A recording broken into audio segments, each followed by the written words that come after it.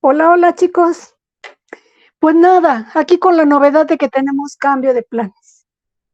Originalmente habíamos quedado que no iba a haber clase grabada, pero no contaba con un pequeño detalle, o más bien lo olvidé, y es que el próximo miércoles, el 5 de mayo, es día festivo, no laborable, y bueno, pues entonces no nos podríamos ver. Y dado esa situación, es que opté por grabar la clase para no atrasarnos, ¿vale? Bueno, pues empecemos. Dicho esto, vamos a empezar. Bien, recuerden, como siempre, sé que sueno a disco rayado, pero es importante que trabajen su material teórico antes de ver la clase. Yo parto que ahorita, para este momento que ya la están viendo, ya hayan trabajado su texto. Y es que si no, no nos podemos entender. Se les va a complicar todavía más el análisis, ¿de acuerdo? Y que de los textos narrativos, que es el que vamos a ver ahora, narrativos literarios, es un poquito laborioso, es muy interesante, pero un poquito laborioso. Entonces, por eso es importante que lean antes de ver la clase grabada. Ok, bueno, vamos a continuar viendo los textos narrativos, pero ahora enfocados a el género literario, al género literario. ¿Va?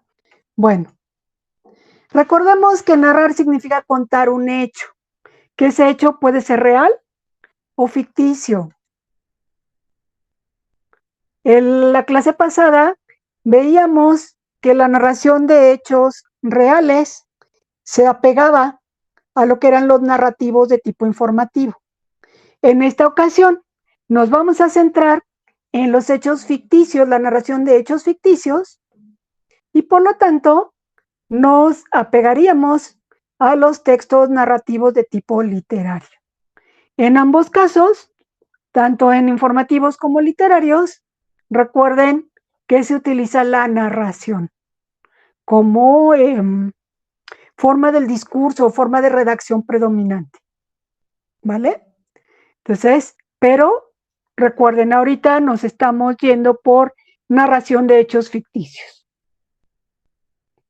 Ok, en los textos narrativos que se engloban en el género literario, ¿cuál es el propósito comunicativo? El propósito comunicativo no es otro que entretener al lector, únicamente eso. No hay ninguna necesidad de informar ni de dar a conocer nada, simplemente entretener al lector.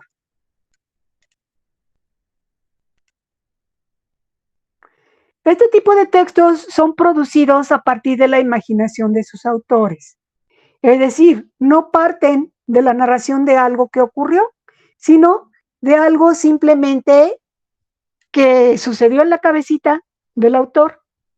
Él se lo inventó a partir de una idea que tuvo y la fue desarrollando para convertirla en una historia.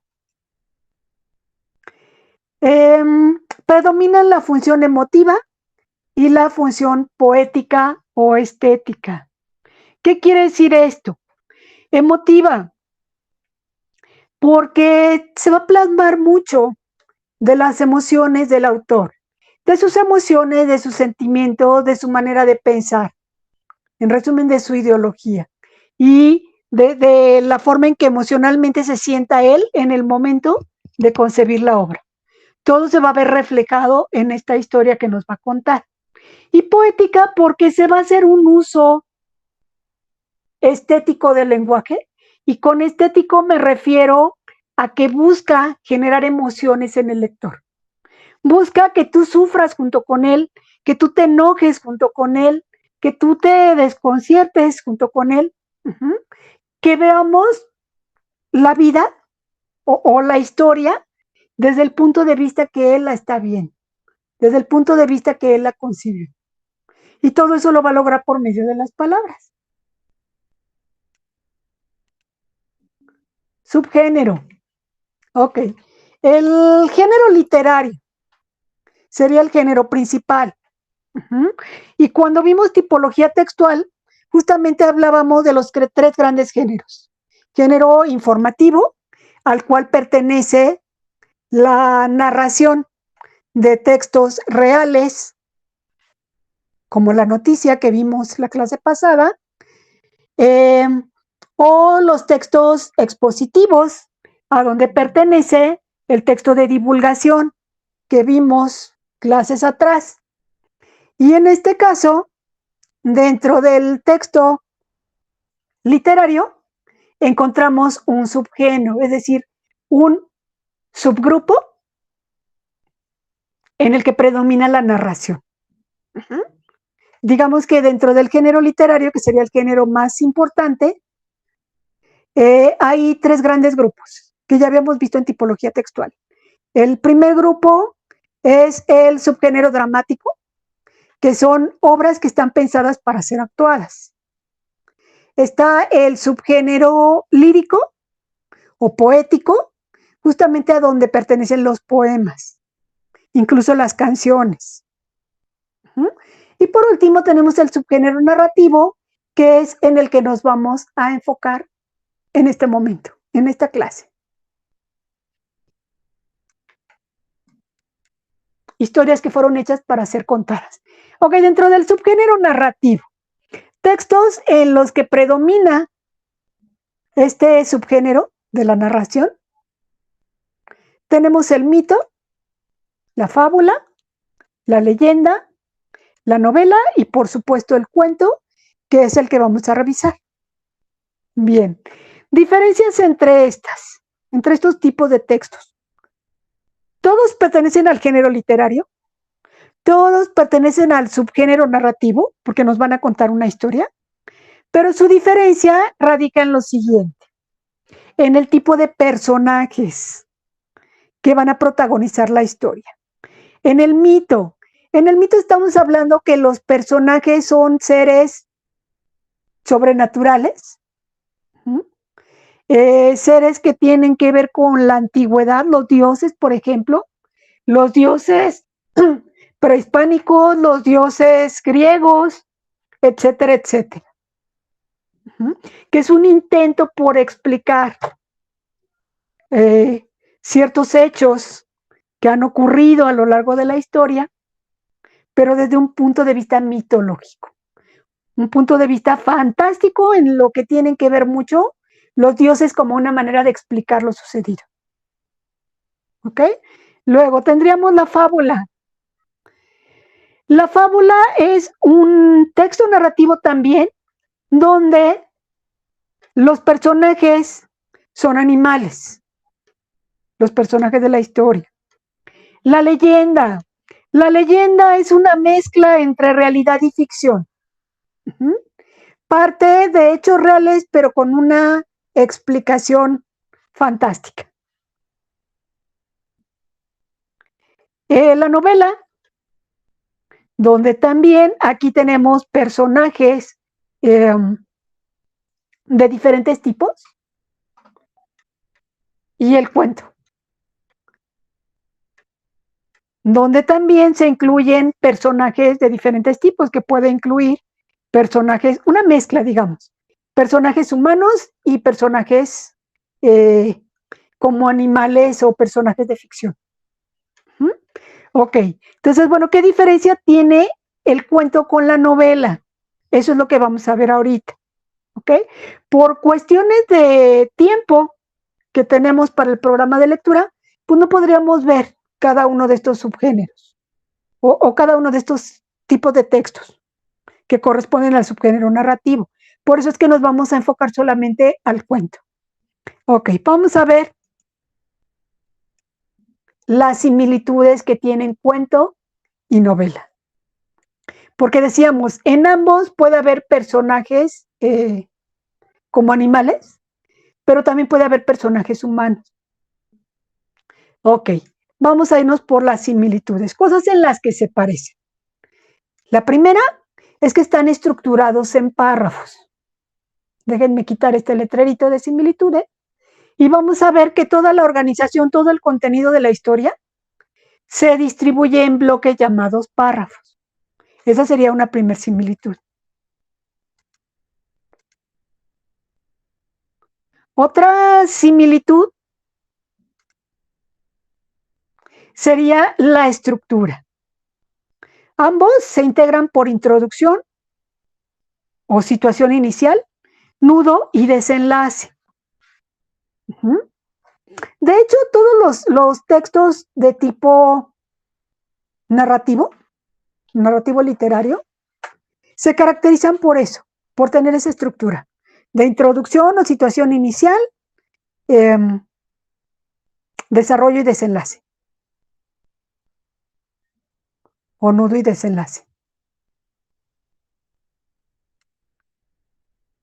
Ahora vamos a las diferencias. Una de las diferencias es que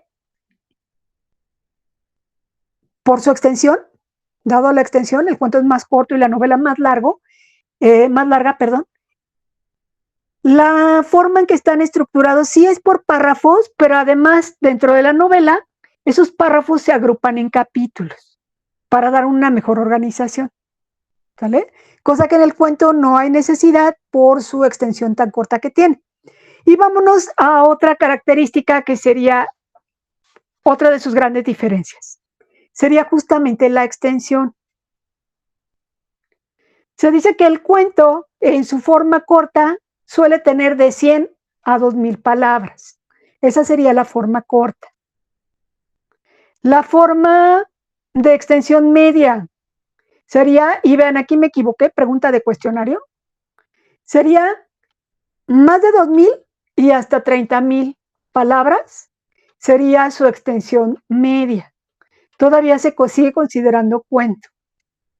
Ahora, la novela, ¿qué extensión debe tener? A partir de 80,000 palabras ya se considera una novela. Pero otra de las diferencias es que la novela ya no se va a medir por palabras, sino por páginas. Solamente el inicio, que es la línea a cruzar entre cuento y novela, es lo que seguimos midiendo por palabras, que nos dice a partir de 80,000 ya se considera una novela. ¿Cuál sería el límite máximo? A diferencia del cuento, aquí no tenemos un límite máximo. Pueden ser las páginas que sean, 100, 200, 1000, 5000, las que sean. Y además puede haber como, no sé, se me fue la palabra ahorita, como en las sagas de Harry Potter, de Crepúsculo, de tantas otras, que sale una primera parte y después sale otra y después sale otra y después sale otra.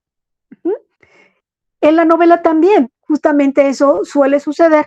En cuanto a la extensión, no hay un límite máximo, ¿sale? Pueden ser las páginas que quieran. No hay un límite en cuanto a su máximo. En cuanto al mínimo, sí, ya dijimos que a partir de 80,000 ya se considera, a partir de 80,000 palabras ya se considera una novela. Ahora bien, ¿qué pasa con ese inter de 30,000 y hasta 80,000? Ok, nos dice que ese inter que cubre de 30,000 hasta antes de 80,000 se considera cuento largo o noveleta. Es decir, yo diría que más bien no entra ni en una ni otra categoría. Es simplemente un punto medio. Por eso nos dicen, no entra en ninguna categoría, que por eso nos dicen, puede considerarse cuento largo o puede considerarse una noveleta. Tú decides. Ok. Otra diferencia de la novela con respecto al cuento es que suele tener, dado la extensión, suele tener más personajes y en este caso más de un nudo. No nos vamos a entretener mucho en el nudo, porque esto es parte de la estructura que vamos a explicar la siguiente clase, pero el nudo tiene que ver con el conflicto que le da vida a una historia. La historia surge a partir de una situación conflictiva, que es lo que da lugar a la trama. Una vez que se resuelve ese conflicto, se termina la historia. ¿Sale? Entonces, en el cuento solamente hay un conflicto, una situación problemática. Se resuelve y listo, se termina la historia. En la novela no. En la novela puede haber más de un conflicto que se puede superar en un momento dado y más adelante surge otro conflicto y más adelante surge otro conflicto, ¿sí? Pero la extensión de la novela lo permite. Bien. Pasemos a las características. Una de sus principales características es que son subjetivos. Decíamos, en este tipo de textos se va a plasmar la personalidad del autor, con todos sus miedos, con todas sus aspiraciones, con todo lo que es la persona en sí. Lo va a reflejar a través de la historia. Es su manera de ver la vida. Entonces, justamente por eso decimos que son subjetivos, porque dependen de la percepción de un sujeto. Ok, y decíamos, en estas historias se van a plasmar las emociones del autor, su manera de ver la vida, su ideología, todo lo que piense, todo lo que sienta en ese momento, sus vivencias incluso se van a plasmar en la historia, aún sin él proponérselo. Pero vamos a poder conocer mucho del autor a través de las historias que nos cuenta. Ok, otra característica que tiene la subjetividad es justamente que decíamos, en la objetividad quedan fuera las emociones, quedan descartadas. Y solamente queda la parte de la razón, la parte objetiva. Aquí no, aquí se mezclan ambas partes, tanto las emociones como la parte racional. Se fusionan y se plasman dentro de la historia. Ok, otra característica sería la forma del discurso. En la narración predomina, obviamente, la narración, por eso es un texto narrativo, pero además se va a apoyar de la descripción. De la descripción, recuerden que describir es dibujar una imagen con palabras. Sería la mejor definición para la descripción. Luego entonces, como nosotros no vamos a poder ver ni los lugares donde se desarrolla la historia, ni cómo son los personajes, el autor nos cuenta cómo son por medio de las palabras. Es justamente por las palabras, por la descripción que nos da el autor, que podemos conocer los lugares donde se va a desarrollar la historia y cómo son los personajes, cómo son físicamente, pero también cómo son emocionalmente, psicológicamente hablando. Otra forma del discurso en la que se va a apoyar es el diálogo. Recuerden que nosotros vamos a presenciar de manera escrita, vamos a presenciar lo que piensan los personajes, lo que conversan entre ellos. Luego entonces es muy importante el diálogo en este tipo de textos. Digamos que van muy pegados los tres: narración, descripción y diálogo.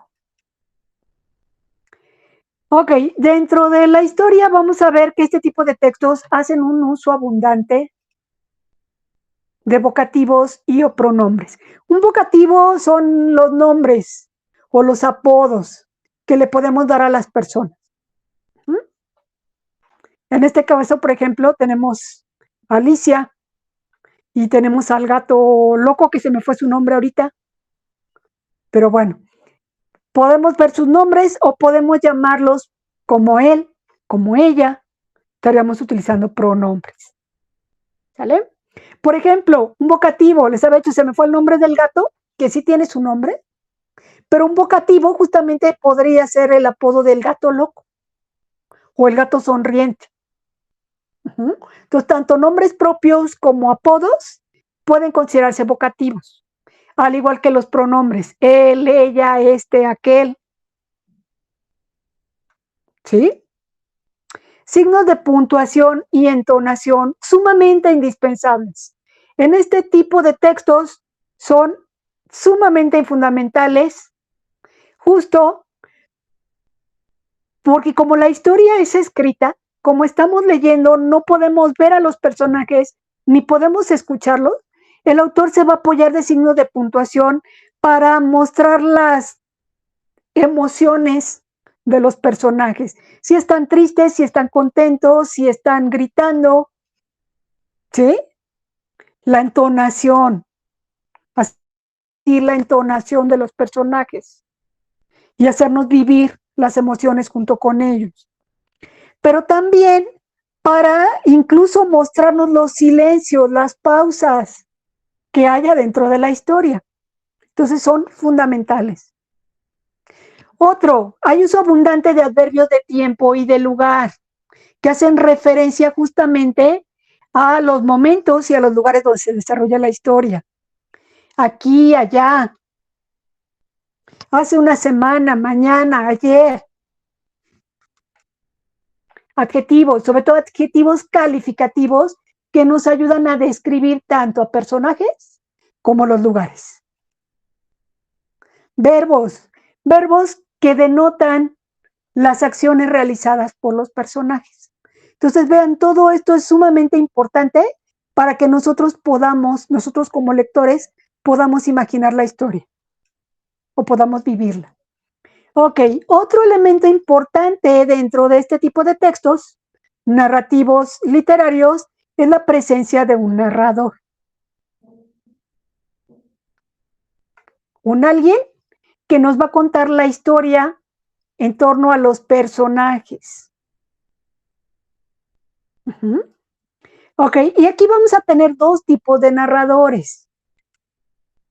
El narrador puede ser protagonista, es decir, formar parte de la historia, de los personajes de la historia, pero al mismo tiempo contarnos a nosotros como lectores todo lo que está aconteciendo.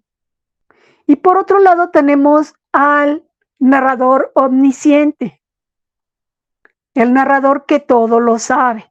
No es protagonista, no forma parte de la historia y sin embargo sabe lo que hacen los personajes, sabe cómo piensan todos los personajes y entonces decimos, ¿y cómo sabe? ¿Cómo se enteró de todo? Pues por eso le llamamos omnisciente, porque todo lo sabe, es un ser omnipotente, que todo lo puede incluso ver lo que está sucediendo, aun cuando no está presente.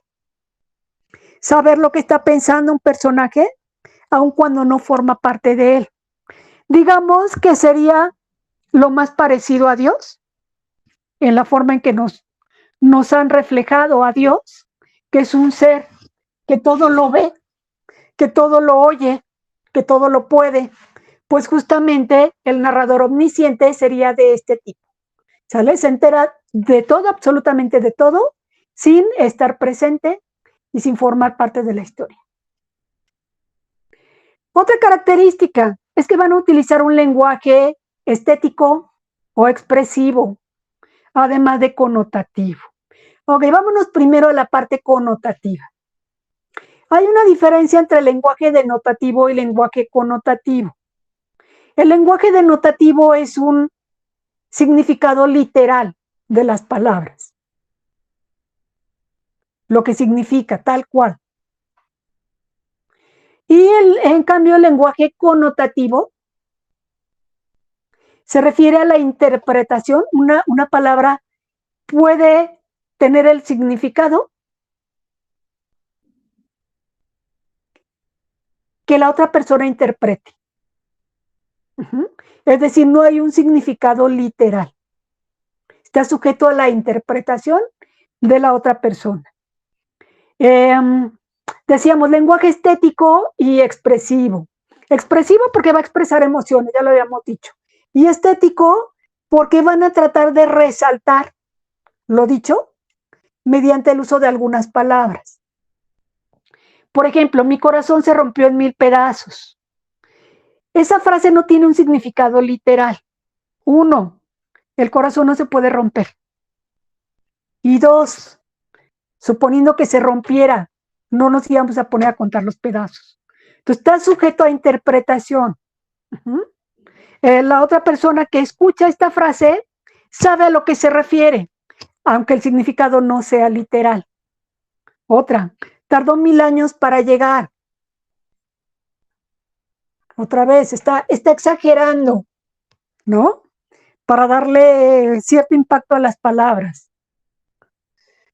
En fin, bueno, a esto se refiere el lenguaje estético o expresivo. Y connotativo decíamos porque está sujeto a interpretación. Cada uno puede interpretarlo de la manera que quiera. Hace uso de figuras retóricas. Justamente lo que veíamos hace un momento, mi corazón se rompió en 1000 pedazos y tardó 1000 años para llegar, son un ejemplo de figuras retóricas. ¿Qué son las figuras retóricas? Son formas no convencionales de emplear las palabras. Es decir, no es lo común. Y la intención es dotarlas de expresividad o de belleza, con el propósito de potenciar sus posibilidades expresivas. Lo que decíamos hace un momento, causar un impacto en el lector. Ok, esto de figuras retóricas, va a haber una tareita que va a estar pendiente para no para la siguiente semana, para la otra, ¿sale? Sin embargo, se las voy a publicar ya para que le vayan avanzando. Ok, figuras retóricas, por ejemplo, decían con el uso no convencional. Hay un comercial, no sé si es de Uber o qué, pero es de un medio de transporte, donde sale justamente una persona que hizo su súper, está haciendo su súper, viene con sus bolsas, y se oye una voz que dice, ¿quieres llegar a casa sin que se te rompan los huevos? Está, fíjense cómo haciendo uso del lenguaje, generando una doble interpretación en la persona que escucha, en el receptor. Está haciendo uso de figuras retóricas. ¿Cuál? Lo vamos a ver más adelante. Otro, ¿la comida te asusta? Esto es una frase utilizada en publicidad. De hecho, las figuras retóricas se usan mucho tanto en textos literarios como en publicidad. Ok, y vean cómo en esta de la comida te asusta, está jugando con las palabras también. Es un anuncio de un programa de dieta, un negocio que se dedica a la disminución de peso. Ok, otra, Gandhi, muy famoso con su campaña de carteles. Dice, si la letra con sangre entra, el país ha de estar leyendo mucho, refiriéndose a toda la violencia que existe en el país. Ok, eso es el uso de figuras retóricas, que les digo, más adelante, de esta clase que viene a la siguiente, vamos a platicar justamente de las figuras retóricas.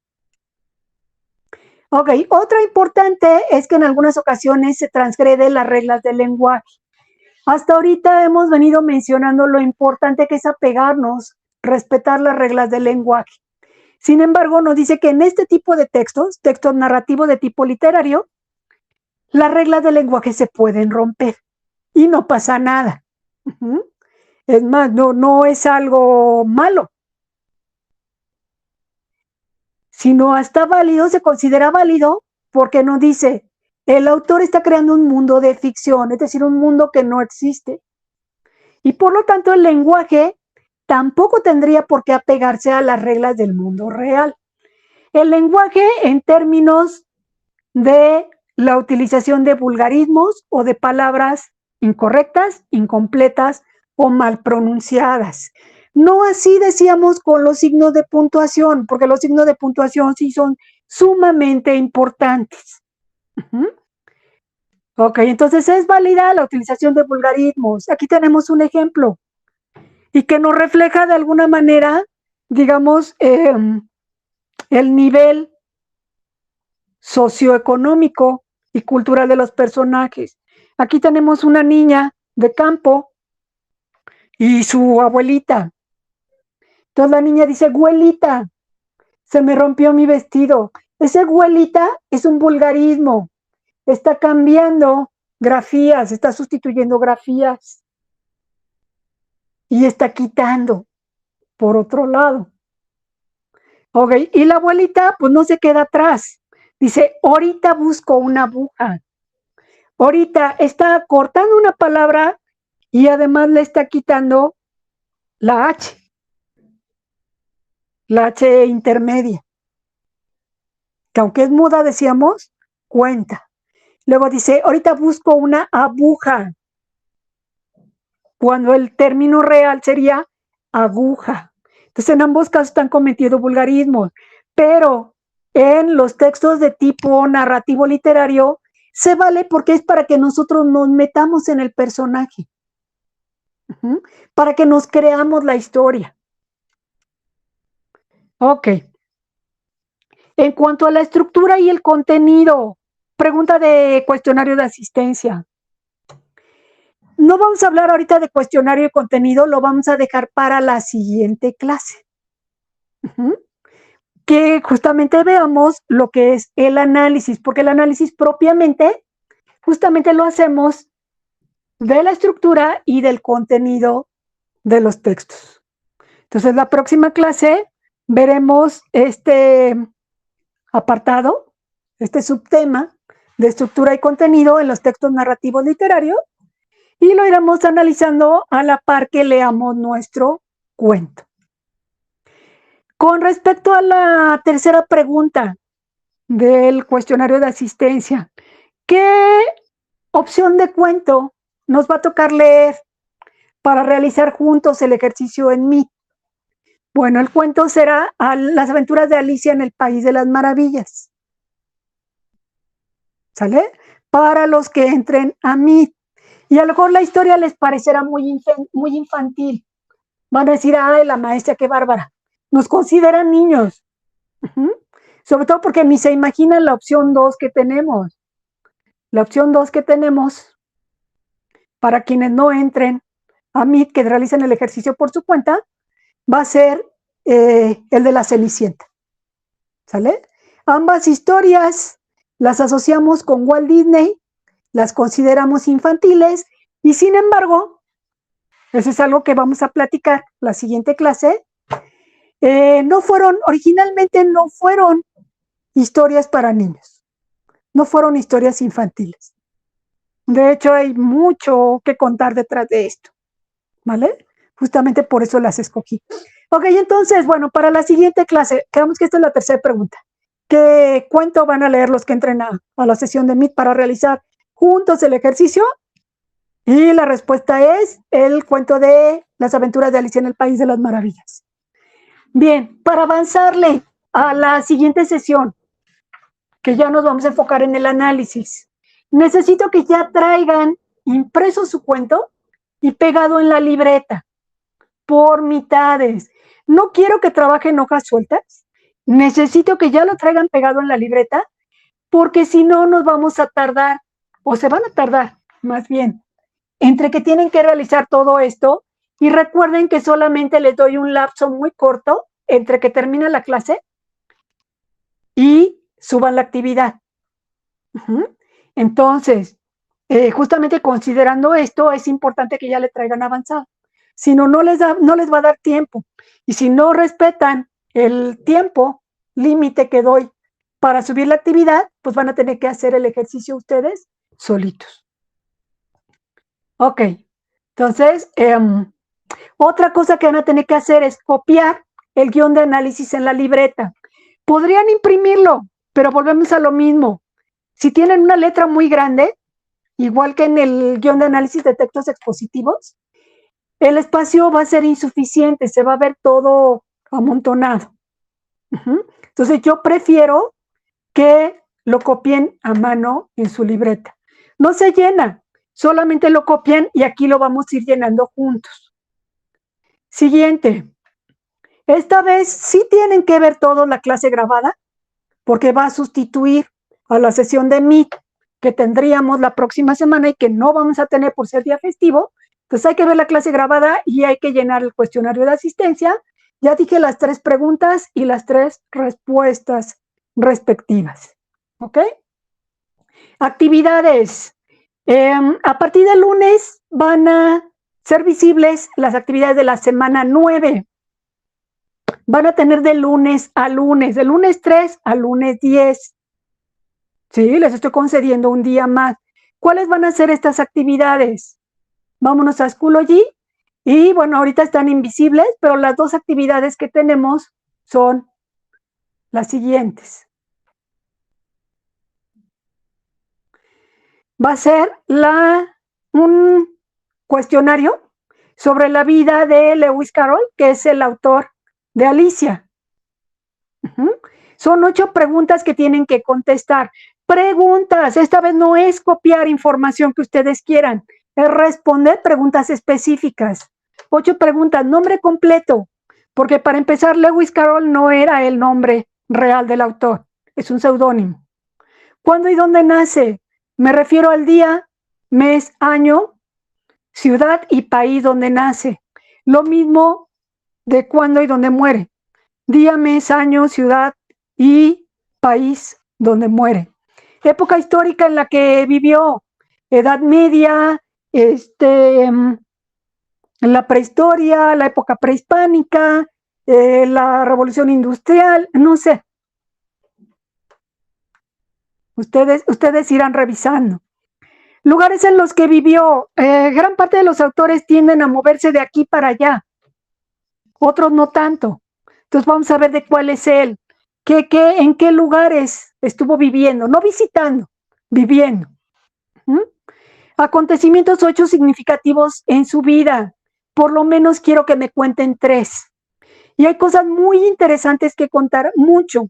Todo lo que ustedes no se imaginan, una vida muy polémica. Entonces me van a contar 3 hechos, por lo menos 3. ¿De acuerdo? Y les tengo un tip. La información más interesante la pueden encontrar en YouTube, más que escrita. Ok, obras importantes que escribió. Sí hay obras, tiene una gran lista de obras, pero de todas ellas hay algunas que son más conocidas que otras. Son las más importantes. Y hay una en particular por la que es más reconocido, mundialmente reconocido. ¿Ok? Bueno, entonces investigamos, anotamos en la libreta, anotamos también la fuente consultada, ya sea una página de internet o un video en YouTube, anotamos la fuente. Esa sería nuestra actividad 10. Tomamos la evidencia fotográfica, ya saben, una foto por cada página. Creamos nuestro archivo, que puede ser Word, PowerPoint o PDF, y lo enviamos a plataforma. Siguiente actividad. Quiero que lean el cuestionario. Había pensado en dejarles el cuestionario nada más en Google Form o en Classroom, pero sé que la mayoría van a empezar a pasarse la información, entonces quiero ver que la tengan en su libreta, por eso subí la evidencia fotográfica y después contestar el cuestionario, que son exactamente las mismas preguntas. ¿Sale? Hay 2 maneras de entrar. Vamos a poder entrar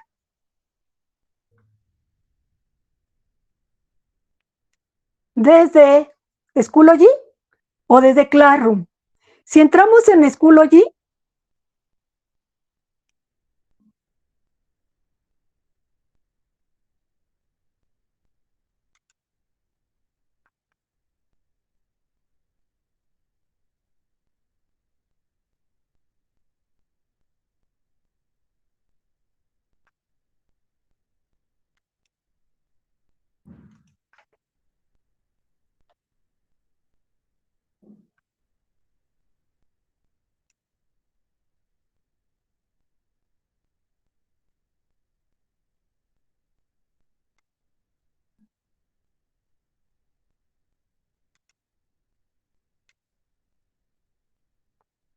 perdón, me quedé por un momento sin conexión a internet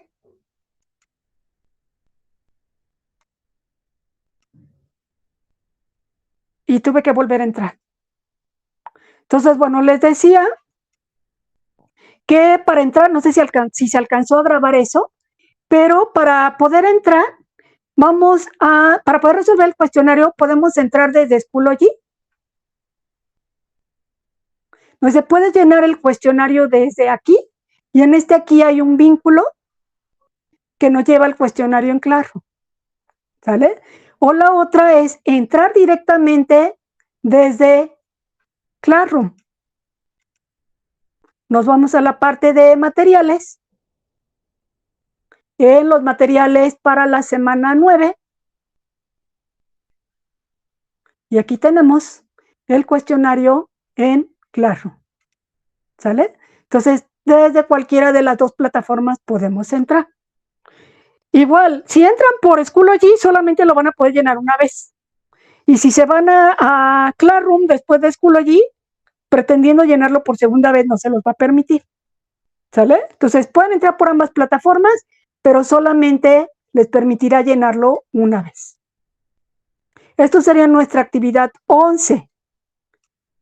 Y como actividad 12, que ya sería para la semana 10, pero se las publico de una vez por si quieren adelantarle, es la tabla de figuras retóricas. ¿Sale? Lo que hablábamos hace un ratito, que veíamos el uso de figuras retóricas, les decía, no vamos a entrar todavía en ese tema, porque necesito que lean.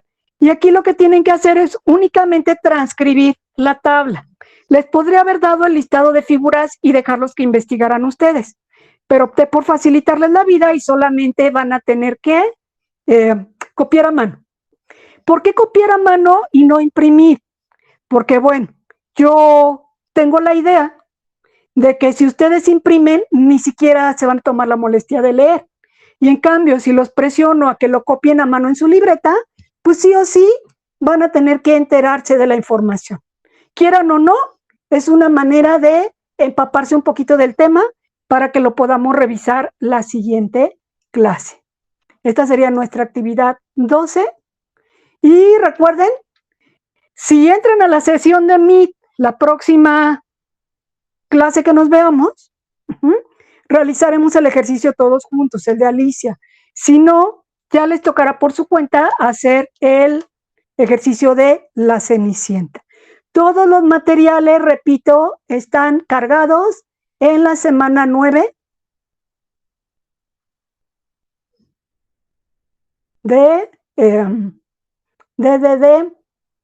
Claro. ¿Sale? Ok, entonces ahí los tenemos.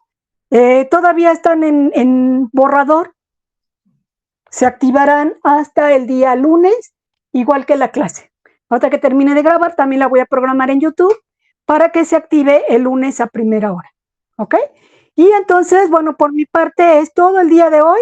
Nos vemos, les hago una publicación en Facebook para decirles exactamente el día que nos corresponde vernos según su grupo y según el horario que tengamos. ¿Ok? Bueno, pues cuídense mucho y sigan disfrutando su fin de semana. Nos estamos viendo pronto.